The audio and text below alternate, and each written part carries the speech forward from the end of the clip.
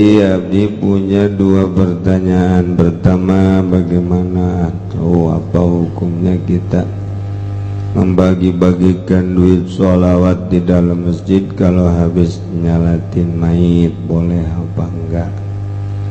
Kedua pertanyaannya, bagaimana kita membedakan harta daripada harta yatim? Saya kan suka sering ikut riungan ke rumah tetangga yang punya yatim. Apakah itu sama memakan harta yatim? Tolong dijelaskan. Jalatin kemudian dibarare sholawat eta teh kifarat mayit ninggalkeun sholat sabaraha sholat nu ditinggalkeun tah eta durutkeun ceuk mazhab Syafi'i mah teu bisa ditebus, tapi cek mazhab Maliki jeung Hanafi mah bisa ditebus. Tuqda wa tufda, tebusanana per salat adalah saliter. Jadi berarti lamun cek mazhab Hanafi mah witir teh jadi fardu wajib geus ngitungna sapoe-sapoe ting genep. Lamun ninggalkeun salatna sabulan tinggal dikalikeun bae diistilahkeun ku urang sholawat, artina mayar salat nu ditinggalkeun. Salat eta dijamakeun sholawat, mantap kudu ngaji ge. Sia mah teu ngaji zika tembok wae tulisanna jore ye. Jadi mayar salat sababaraha salat nu ditinggalkeun ngaranna fidyah. Kumaha lamun ieu mah bagus salatna teu pernah tinggalkeun, teu kudu dibayar fidyahna, ngan afdolna mah bayar. Selantaran salat urang mah teu khusyuk. Jadi utama geneh di pidyahan bae nambalan nu kurang bararagusna salat, malah leuwih utamana mati mimiti balik sanajan urang salat cek mazhab Hanafi mah, lantaran salat urang mah salatna teu khusyuk geus diitung ima deuk ngitung nu tinggalin bae salatna wa ima ihtiyat bae ndek timiti balik atawa ieu mah sabogana bae nu tinggaleunana mangan ge 2 bulan satauneun bae urang bayar ngaranna fidyah. Eta teh dibayarna ku beas, geus beas kudu dibabagi saurang aya sabaraha urang ge, misalna aya 100 salat nu tinggaleunana ieu adalah aya 100 salateun, berarti 100 liter geus saurang saleter.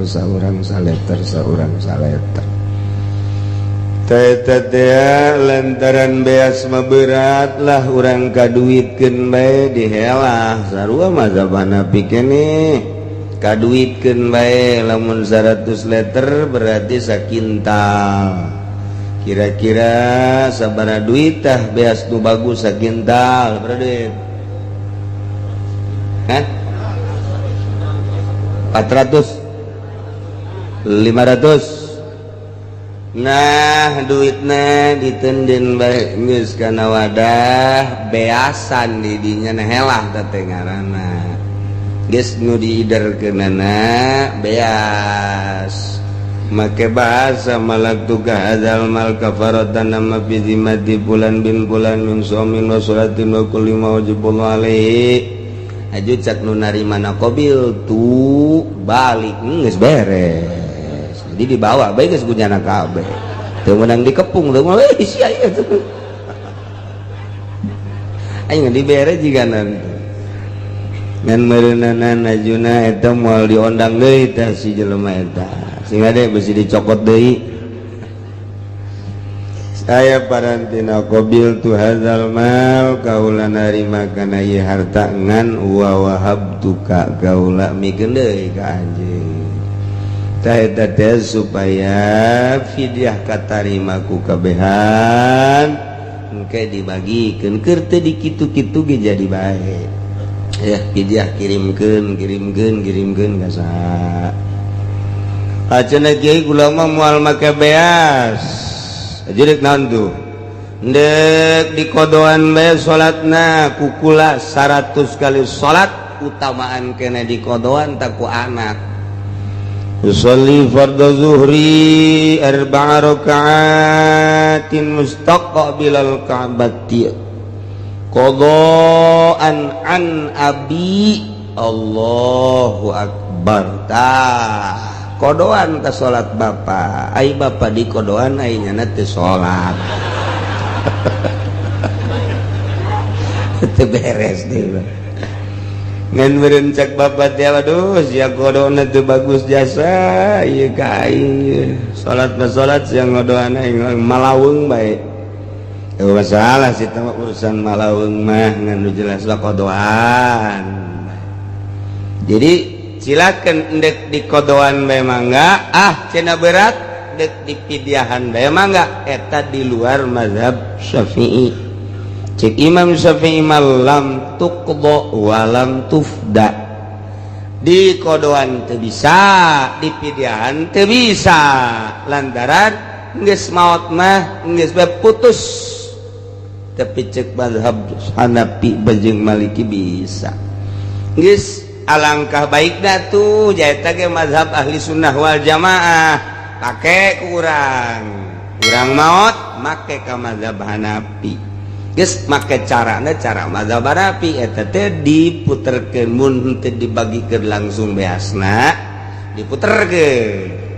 lamun deuk dibagikeun beasna mah teu kudu diputerkeun ieu mah geus disiapkeun saton di hareupeun masjid atawa di imahna geus teu kudu diputer-puter nyalateun datang bikeun beres nu diputerkeun sote dihelah lamun beasna ngan saukur setengah liter jabeurak ieu mah deuk make duit bae tah teundeunkeun ka beas eta helah ngaranna puterkeun balak tu ka azal malam pijima terus tangke nu dibagikeunana duit sebab cek mazhab Hanafi nu kudu dibagikeunana beas ku ari beasna ngan setengah liter duduk dibagikeunana duit geus tadi geus narima beasna setengah liter tah geus sarua jeung narima nama beas ngan diduitkeun mentak diputerkeun heuh Mas wal kartin bangsa Muhammadiyah moal geus sokos kitu moal eta mah di ayana di mazhab tapi alhamdulillah kabeh make di urang teh Jawa Timur Jawa Tengah Jawa Barat Banten Makomo terus nah ieu berarti menang nerapkeun para wali-wali Allah subhanahu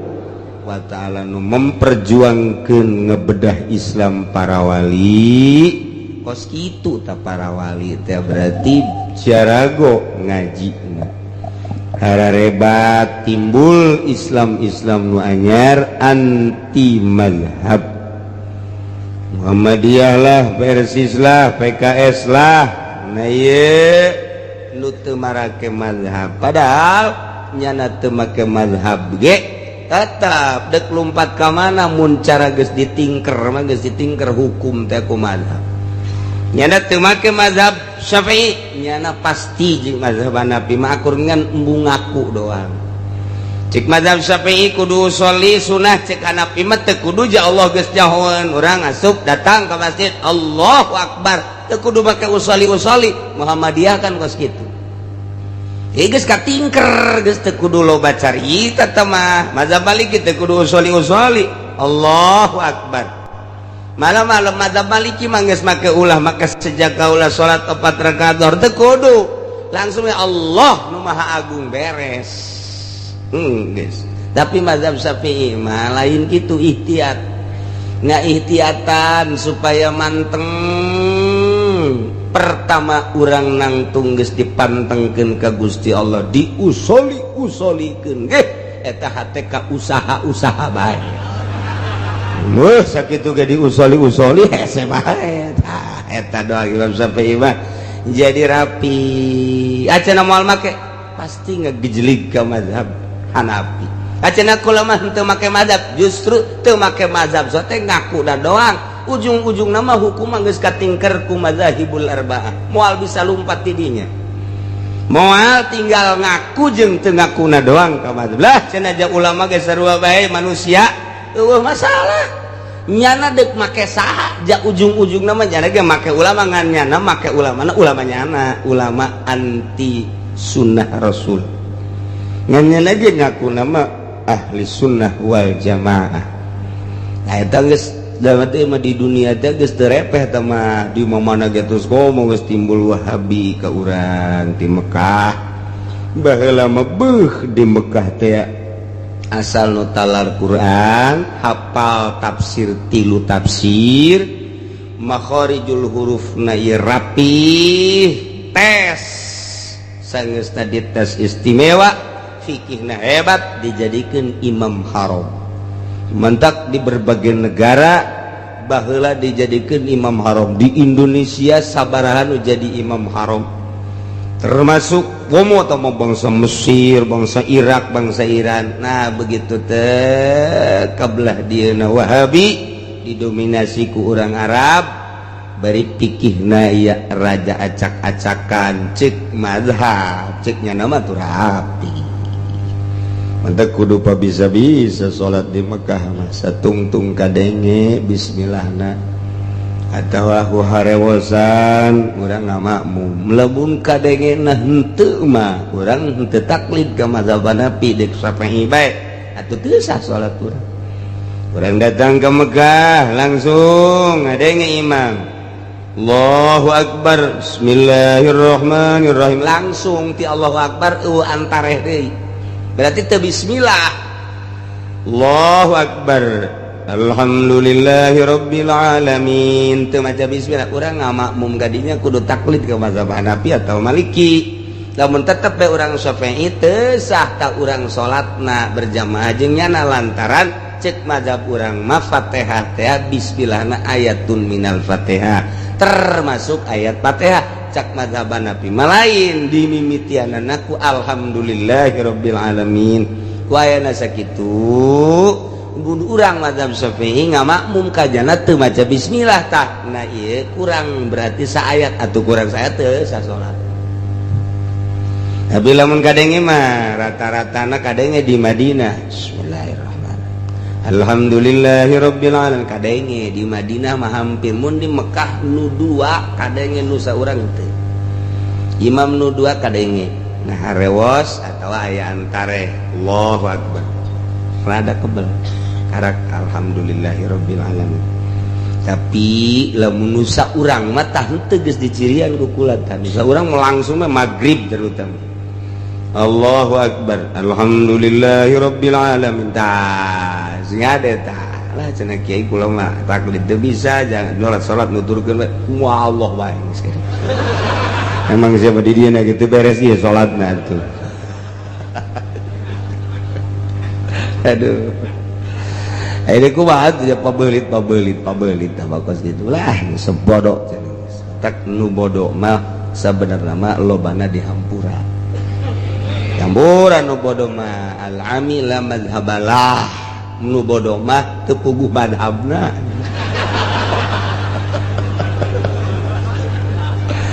lantak atuh maning nu bodoh ngan di akhirat nu bodoh mah bakalna hisabanana beda rada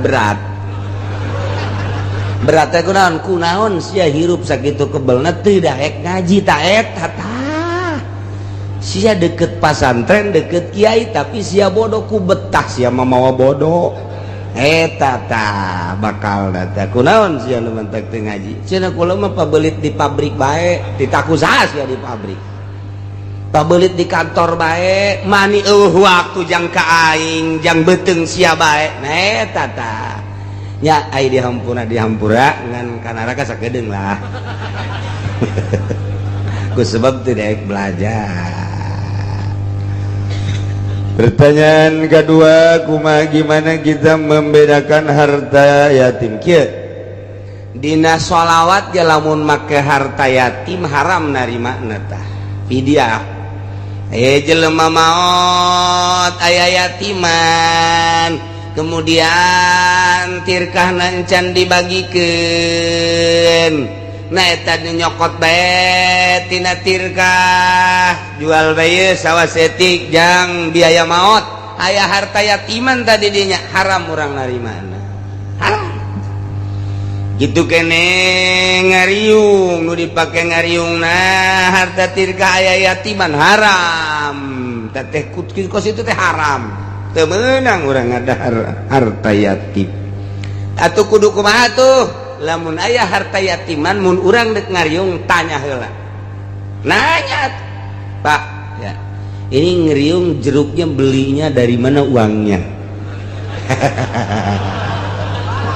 kenapa kamu tanya-tanya gitu saya kan mau ngeriung kebetulan di keluarga kan masih ada yatim dari tirka apa dari masing-masing per kepala. Misalnya punya anaknya sendiri yang paling besar atau siapa yang nanggung jawab. Oh ini mah tirka katanya. Tirkanya udah dibagi belum? Belum. Haram. Kudu nanyakeun kudu ngabedakeun kudu nanyakeun. Lamun urang teu nanyakeun mah gobres bae haram. Haram. Kuduna kumaha kudu nu bagus sama mun aya harta yatiman cak nu panggedena geus tirkah mah ulah waka dibagikeun lantaran aya nu yatim geus cak nu panggedena kakak bae ieu nu tanggung jawab riungan mah paling sabaraha juta sih engke bayar ku sia kakak blood mah ka situ teh tanggung jawab ku sorangan mantep kara tenang. Nah, jadi lamun urang nyalateun sholawat aya yatiman jelas sebentar kiai teh sok nanya sabaraha anakna teu samarangan teh kiai nanya kos gitu teh sabaraha anakna cenah aya genep anu pangleutik umur sabaraha umur aya meureun bangsat 5 genep tahun mah oh geus tirogaekeun tah kiai teh teu kanyahoan bae ku batu aya deui kiai nu nanya anakna sabaraha aya genep kahiji kadua katilu eranggaan eueuh Kiai Golkar tau pas gitu. Aduh, masya Allah, macam-macam. Jadi di jero nyalakeun teh tu nyatanya sabaraha ieu ke anakna nu pangleutik teh sabaraha umurna sakitu. Itu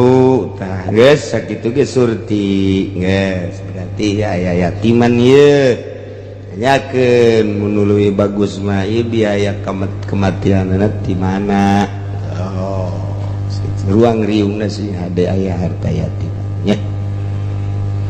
tuh gitu ya sebab begitu maot geus pindah milik berarti ke ahli waris geus lain nu nyana deui begitu maot mobil lain nu nyana motor lain nu nyana kontrakan lain nu nyana nu ahli waris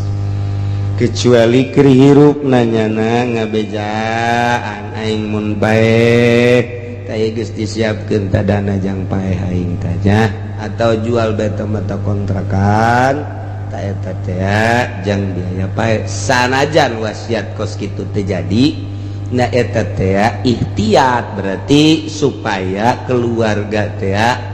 mengetahui ulah aya cekcok sebab aya yatiman geus berarti geus diridokeun geus terketahui ku kabehan padahal batu geus terjadi ku kumaha jeung geus maot ieu teh mah kecuali wasiat mere jang dirina mah teu geus eueuh terjadi begitu nah jadi tanyakeun masalah soal yatim